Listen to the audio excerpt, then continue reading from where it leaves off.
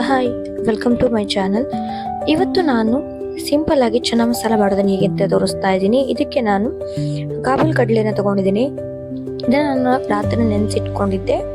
ಇದನ್ನ ನಾನು ಒಂದು ಕುಕ್ಕರಿಗೆ ಹಾಕಿ ಅದಕ್ಕೆ ಎಷ್ಟು ಬೇಯೋದಕ್ಕೆ ಬೇಕು ಅಷ್ಟು ನಾನು ನೀರನ್ನು ಹಾಕೊಳ್ತಾ ಇದ್ದೀನಿ. ಅದ್ರ ಜೊತೆಗೇನೆ ಪಲಾವ್ ಎಲೆ, ಲವಂಗ, ಚಕ್ಕೆ ಹಾಗೆ ಏಲಕ್ಕಿಯನ್ನು ಹಾಕ್ಕೊಂಡು ಒಂದು ಸ್ವಲ್ಪ ರುಚಿಯಾದಷ್ಟು ಉಪ್ಪನ್ನು ಹಾಕ್ಕೊಂಡು ಹಾಗೆ ಸ್ವಲ್ಪ ಸೋಡಾನ ಹಾಕ್ಕೊಂಡು ಇದನ್ನ ಬೇಯಿಸ್ಕೊಳ್ತೀನಿ. ಒಂದು ವಿಸಿಲ್ ಹೊಡ್ಸ್ಕೊಳ್ತೀನಿ, ಸಾಕಾಗತ್ತೆ. ಅದಾದ ನಂತರ ಅದು ಬೇಯೋ ತನಕ ಈ ಕಡೆ ಟೊಮೆಟೊ ಪೇಸ್ಟ್ ರೆಡಿ ಮಾಡ್ಕೊಳ್ತೀನಿ. ಟೊಮೆಟೊ, ಹಸಿಮೆಣಸು ಮತ್ತೆ ಶುಂಠಿನ ಹಾಕಿ ಪೇಸ್ಟ್ ಮಾಡ್ಕೊಂಡಿದ್ದೀನಿ. ಅದಾಗೋ ತನಕ ಕಡಲೆ ಕೂಡ ಚೆನ್ನಾಗಿ ಬೆಂದಿದೆ ಕೂಡ ನೋಡಿ, ಎಷ್ಟು ಚೆನ್ನಾಗಿ ಬೆಂದಿದೆ. ಈಗ ಒಂದು ಕಡಾಯಿಗೆ ಒಂದು 3 ಸ್ಪೂನ್ ಆಗುವಷ್ಟು ಎಣ್ಣೆನ ಹಾಕ್ಕೊಂಡಿದ್ದೀನಿ. ಎಣ್ಣೆ ಚೆನ್ನಾಗಿ ಕಾದ ನಂತರ ಇದಕ್ಕೆ ನಾನು ಯಾವುದೇ ಈರುಳ್ಳಿ ಅಥವಾ ಬೆಳ್ಳುಳ್ಳಿನ ಯೂಸ್ ಮಾಡದೆ ಮಾಡಿರುವಂತಹದ್ದು. ನೀವು ಬೇಕು ಅಂದ್ರೆ ಈರುಳ್ಳಿ ಬೆಳ್ಳುಳ್ಳಿನ ಯೂಸ್ ಮಾಡಬಹುದು.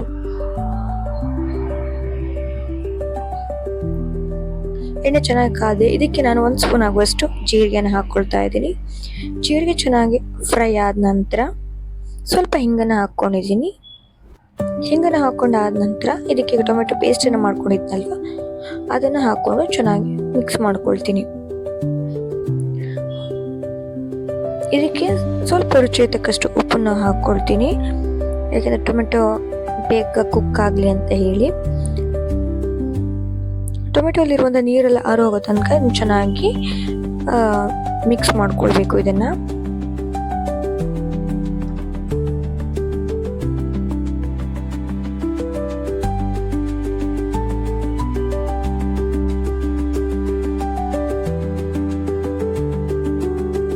ಇದಕ್ಕೆ ಈಗ ನಾನು ಒಂದು 3-4 ನಿಮಿಷ ಇದನ್ನ ಚೆನ್ನಾಗಿ ಕುದಿಸ್ಕೊಂಡಾದ ನಂತರ ಇದಕ್ಕೆ ಈಗ ಮಸಾಲಾನ ಹಾಕ್ಕೊಳ್ತಾ ಇದ್ದೀನಿ.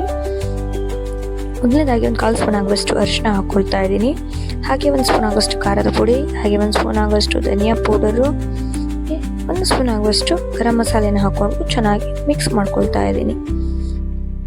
ಚೆನ್ನಾಗಿ ಇದನ್ನ ಮಿಕ್ಸ್ ಮಾಡ್ಕೊಳ್ತೀನಿ. ಅದಕ್ಕೆ ಸ್ವಲ್ಪ ಕಸ್ತೂರಿ ಮೆಥಿನ ಹಾಕೊಳ್ತಾ ಇದ್ದೀನಿ. ಹಾಕಿ ಅದನ್ನು ಚೆನ್ನಾಗಿ ಮಿಕ್ಸ್ ಮಾಡಿಕೊಂಡು ಸ್ವಲ್ಪ ಈ ಮಿಕ್ಸ್ಚರ್ ಗಟ್ಟಿ ಆಗೋ ತನಕ ಇದನ್ನು ಚೆನ್ನಾಗಿ ಮಿಕ್ಸ್ ಮಾಡ್ಕೊಳ್ಬೇಕು.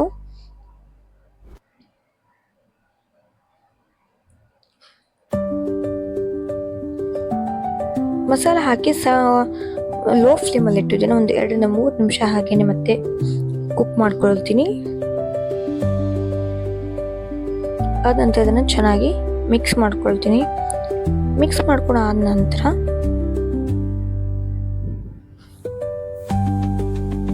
ಈಗ ನೋಡಿ ಸ್ವಲ್ಪ ತಿಕ್ಕಾಗಿ ಆಗಿದೆ ಗ್ರೇವಿ. ಇದಕ್ಕೆ ನಾನೀಗ ಬೇಯಿಸಿಟ್ಕೊಂಡಿರುವಂಥ ಕಾಬೂಲ್ ಚನಾನ ಹಾಕೊಳ್ತಾ ಇದ್ದೀನಿ. ನೀರು ಸಮೇತನೇ ಹಾಕೊಳ್ತಾ ಇದ್ದೀನಿ. ಹಾಕಿ ಚೆನ್ನಾಗಿ ಮಿಕ್ಸ್ ಮಾಡ್ಕೊಳ್ತೀನಿ. ಇದಕ್ಕೆ ನಾನು ಜಾಸ್ತಿ ಏನು ಸ್ವಲ್ಪನೇ ಕಡಲೆ ಹಾಕಿರೋದ್ರಿಂದ ಮತ್ತೆ ಇದಕ್ಕೆ ನೀರನ್ನು ಜಾಸ್ತಿ ಹಾಕೊಳ್ಬಾರ್ದು, ತುಂಬ ತೆಳ್ಳಗಾಗ್ಬಿಡುತ್ತೆ. ಹಾಗಾಗಿ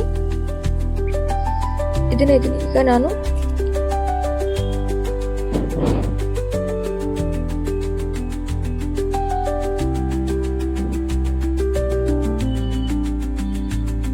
ಕವರ್ ಮಾಡಿ ಒಂದು 5 ನಿಮಿಷ ಇದನ್ನು ಚೆನ್ನಾಗಿ ಕುಕ್ ಮಾಡ್ಕೊಳ್ತೀನಿ. ಜಾಸ್ತಿ ಏನು ಟೈಮ್ ಬೇಕಾಗಲ್ಲ, ಒಂದು 5 ನಿಮಿಷ ಮಾಡ್ಕೊಳ್ತೀನಿ ಅಷ್ಟೇ. ಒಂದು 5 ನಿಮಿಷ ಆದ ನಂತರ ಚೆನ್ನಾಗಿ ಕುದೀತಾ ಇದೆ ಕೂಡ. ಇದನ್ನ ಚೆನ್ನಾಗಿ ನಾನು ಮಿಕ್ಸ್ ಮಾಡ್ಕೊಳ್ತೀನಿ. ಚೆನ್ನಾಗಿ ಮಿಕ್ಸ್ ಮಾಡ್ಕೊಂಡಾದ ನಂತರ ಹೇಗಿದೆ ಚನ್ನ ಮಸಾಲ ರೆಡಿ ಆಗಿದೆ. ಇದು ನಿಮ್ಗೆ ಇಷ್ಟ ಆಗಿದ್ರೆ ಪ್ಲೀಸ್ ಲೈಕ್ ಮಾಡಿ, ಶೇರ್ ಮಾಡಿ, ಕಮೆಂಟ್ ಮಾಡಿ. ಹಾಗೆ ನನ್ನ ಚಾನಲ್ನ ಸಬ್ಸ್ಕ್ರೈಬ್ ಆಗೋದನ್ನು ಮಾತ್ರ ಮರಿಬೇಡಿ. ಇದಕ್ಕೆ ನಾನು ಸ್ವಲ್ಪ ಕೊತ್ತಂಬರಿ ಸೊಪ್ಪನ್ನು ಹಾಕಿ ಗಾರ್ನಿಷ್ ಮಾಡ್ತಾ ಇದ್ದೀನಿ. ಅದಾದ ನಂತರ ಜಾಸ್ತಿ ಹೊತ್ತಿನ ಕುಕ್ ಮಾಡಬಾರ್ದು. 1 ನಿಮಿಷ ಆದ ನಂತರ ಇದನ್ನು ಗ್ಯಾಸ್ನ ಆಫ್ ಮಾಡಿಬಿಡ್ಬೇಕು. ಚನ್ನ ಮಸಾಲ ರೆಡಿ ಆಗಿದೆ. ನಿಮ್ಗೆ ಹೇಗೆ ಅನಿಸ್ತು ಅಂತ ಪ್ಲೀಸ್ ಕಮೆಂಟ್ ಮಾಡಿ. Thank you.